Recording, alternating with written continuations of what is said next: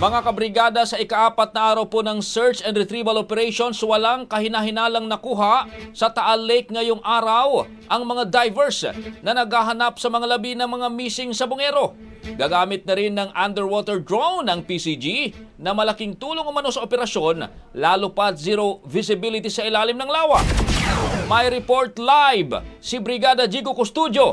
I-brigada mo! Brigada Live Report! Brigada Lead, 2 beses na sinisid ng technical diving team ng Philippine Coast Guard kaninang umaga ang bahagi ng Taal Lake kung saan umano itinapon ang mga labi ng missing sa bungeros. Halos 4 na oras silang sumisid sa lawa. Sa kabila nito, bigo ang mga technical divers na may makuhang panibagong ebidensya, kaya itinigil mo ng operasyon at bumalik ang mga divers sa Coast Guard Substation ng Laurel.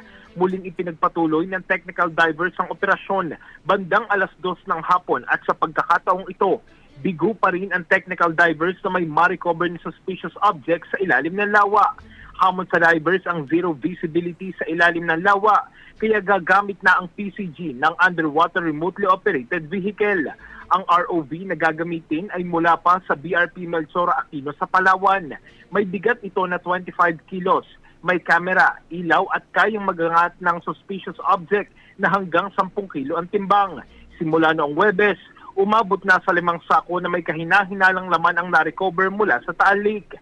Sa isang press conference ngayong araw, sinabi ni PNP Chief General Nicolas Torre III na may mga labi ng tao o human bones at mga labi ng hayop din na na-recover mula sa lawa.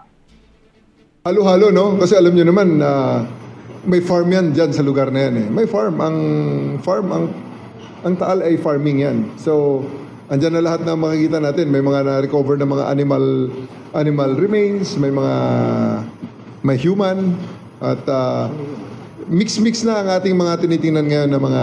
Kaya kasama sa ating processing dyan, ang mag-differentiate kung ito ba ay animal origin or human origin. Samantala, humarap ngayong araw si Julie Patidongan sa media kasama ang Justice for Missing sa Bungeros Network at mga kaanak ng mga nawawalang sa bungero. Mensahe ni Patidongan, di raw siya mapapatahimik ng negosyanteng si Atong Ang. Umaasa rin siyang may magmamatch na DNA sa mga kaanak ng missing sa bungeros sa mga labi na na-recover sa Taal Lake. In the heart of changing lives, ako si Brigada Jigo Custodio ng 105.1 Brigada News of Manila, the Music News Authority.